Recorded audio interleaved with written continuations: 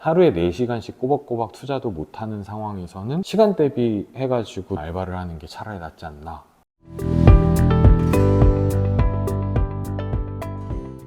제가 생각했을 때 사업을 하기로 했으면 하루를 계획적으로 보내야 된다고 생각을 하는 편이에요. 집에서는 와이프가 직장을 다니고 있기 때문에 제가 일어나서 아이를 보내고 집에 와가지고 바로 씻고 나서 바로 오전에 배송 나갈 것들에 대해서 정리를 해서 PL 업체한테 전달을 하고, 출고건이 완료가 되면 운송장 번호 기입을 하고, 업무는 똑같이 진행을 했었던 것 같아요. 그리고 오후 3시, 4시쯤 부터 이제 집안일을 조금 하고 다시 앉아서 일을 하고, 이거를 쳇바퀴 돌리듯이 계속 했었는데, 집안일을 할 때 저는 자취를 오래 했었다 보니까 나름의 루틴이 정해져 있어요.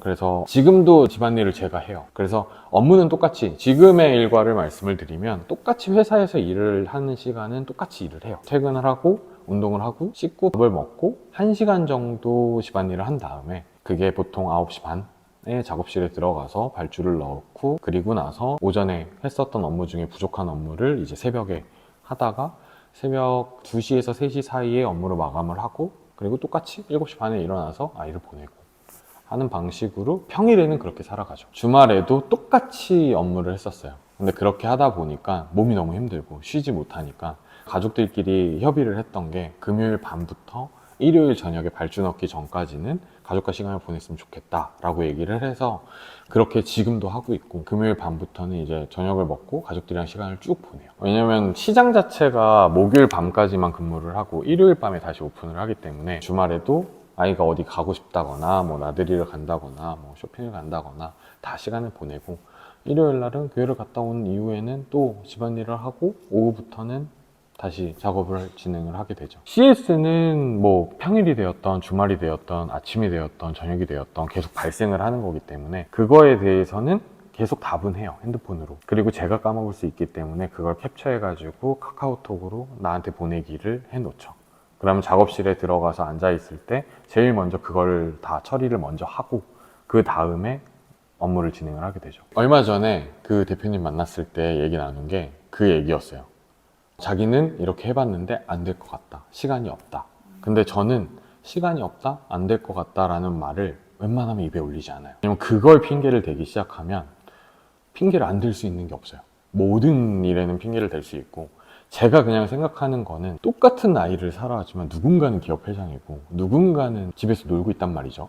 근데 저는 가진 게 없는 상태에서는 시간을 아끼는 거 말고는 할 수 있는 게 없다고 생각하는 편이에요. 그래서 저는 어떠한 업무를 할 때 얼마가 걸리는지를 꼭 체크를 해요. 그래서 제가 하나의 상품을 업로드할 때나 하나의 어떠한 작업을 끝낼 때 시간이 얼마나 걸리는지를 꼭 체크를 하고, 그 체크한 시간을 단순하게 수학적으로 계산을 했을 때 나가기까지에 뭐 30분이 남았다, 그럼 이 업무를 몇 개를 할 수 있다, 이 업무를 어디 할 수 있다를 판단을 해서 웬만하면 그 짜투리 시간들을 최대한 활용하려고 노력했었던 것 같아요. 사실 사업을 초기에 시작을 하게 되면 생각보다 일이 많지 않아요. 할 일은 많지만, 왜냐면 매출이 바로 폭발적으로 나오지 않기 때문에. 그러면 쇼핑몰 같은 경우에는 상품을 많이 업로드를 해야 될 거고, 상품을 또 많이 소싱을 해야 하고, 기타 등등의 시간들이 또 걸리는데, 그래서 상품 하나를 고르는데 얼마나 시간이 걸리고, 상품 하나를 업로드하는데 얼마나 시간이 걸리고, 그리고 이 시간들을 조금 더 효율적으로 쓰려면 하루에 1개씩 끝낼 수 있는지 아니면 이틀에 1개를 끝낼 수 있는지, 그 모든 시간들을 초반부터 체크하기 시작을 했었어요. 작업실에서 업무를 마감한 그 다음날 할 거에 대한 투두 리스트를 작성을 해요. 그 메모를 아침에 일어나자마자 먼저 처리를 했었죠. 근데 이게 사람들마다 업무 패턴이 또 다르다 보니까, 저 같은 경우에는 새벽이 되었던 아침이 되었던 일이 우선인 사람이라서 이렇게 일을 진행을 하지만, 제가 생각했을 때에는 그래요. 사업을 그래도 원활하게 잘 운영을 하고 내가 하는 일을 잘 해야 그 다음에 아이랑 시간을 마음 놓고 할애를 할 수 있는 거지, 아이와 시간 다 보내고 가족과의 시간을 다 보낸 다음에 내 사업이 정상적으로 운영될 거라 생각하는 거는 욕심이라고 생각해요. 저는 시간 분배가 제일 중요하다고 생각하는 사람 중에 하나예요. 저는 생활하는 모든 곳에 시계가 있고 사무실도 마찬가지고, 그래서 저는 초반에는 시간을 그렇게 아껴 쓰는 버릇을 들여놔야 나중에 조금 사업이 커졌을 때에도 시간을 아끼는 예전 습관들이 남아있기 때문에, 아시겠지만 그걸 직원들한테도 얘기를 해주고 그래야 직원들이랑 소통을 할 때에도 시간대별로 구분을 해가지고 일과를 체크를 하는 편이죠. 그래서 컨설팅을 모집을 할 때에도 우리가 모집 공고를 지금은 내렸지만 우리가 모집을 할 때 밑에 쓰는 내용 중에 조건이 그래도 하루에 4시간 정도는 업무를 해야 컨설팅을 듣는 게 의미 있다라고 얘기를 하죠.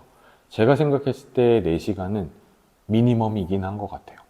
4시간보다 적게 쓴다라고 하면 사실 이걸 가지고 수익을 발생을 하는 게 목표이고 돈을 버는 게 목표인데 하루에 4시간씩 꼬박꼬박 투자도 못하는 상황에서는 시간 대비 해가지고 알바를 하는 게 차라리 낫지 않나 라고 생각을 하는 편입니다.